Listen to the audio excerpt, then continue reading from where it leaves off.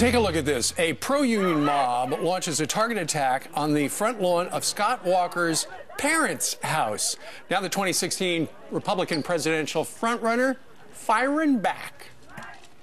I think my dad said this morning when I talked to him, he turned his hearing aid down a little bit. My mom is so wonderful. She was actually half tempted to send him some chocolate chip cookies outside because she sends those to our neighbors all the time. But good people, at least here in the Midwest, realize you can have your disagreements, but really taking it out in front of someone's home, particularly with elderly parents, that's a little too much.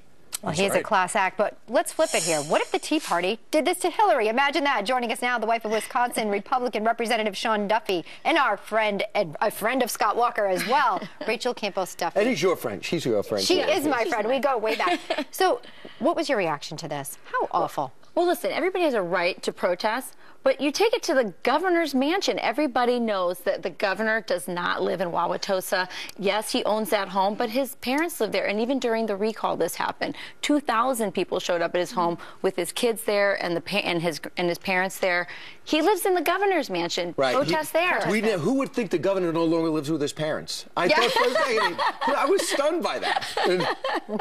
Can you imagine, though, if the roles had been reversed and it was a Tea Party in front of Chelsea Clinton's house as Grandma came to see the kid? It would never happen. But I think that's what's interesting about Scott Walker. I mean, he's tough. He knows there's a double standard. He's been tested before. The recall is nothing. I mean, this was nothing compared to the recall. So that's what angers them. They know he's eyeing the presidency, and that's why they're there.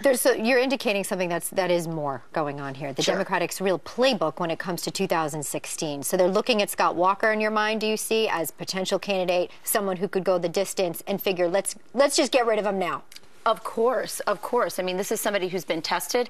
I think that right now it looks like the campaign is shaping up to be Jeb's money against the grassroots support that's clearly right behind Scott Walker right now. It's interesting because Walker in particular is now he had that great speech and everyone started looking at him, and then all of a sudden you see these protests, and then you see people focusing on his speech over in England, and now they're focusing on his college education. Yeah, we seem to know more about Scott Walker's college years than we know about Obama's after 6 years. So, yes, obviously this is part of the playbook.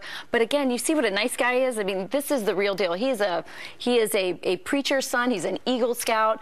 He's not lying when he tells you his mom's taking chocolate chip cookies in the neighborhood. He's all Wisconsin. So you end up seeing it backfired because you end up seeing his great character and that of his family through this whole experience. Absolutely. Oh. Absolutely. And by the way, you have to really hate the guy to protest in Wisconsin weather right now. Yeah, absolutely. It's bad. That's such a good point. All right, Rachel, thank you very much. Rachel, great to see you. We'll see you on Outnumbered later, right? Yes, absolutely. We'll be watching. Well, now this coming up. Could Bruce Jenner be going to prison? The new evidence that could put him behind bars for that deadly traffic crash. We're going to talk about that just ahead. And could the man behind the brutal beheadings of 21 Coptic Christians be from our own backyard? The shocking new details about the possible American terror.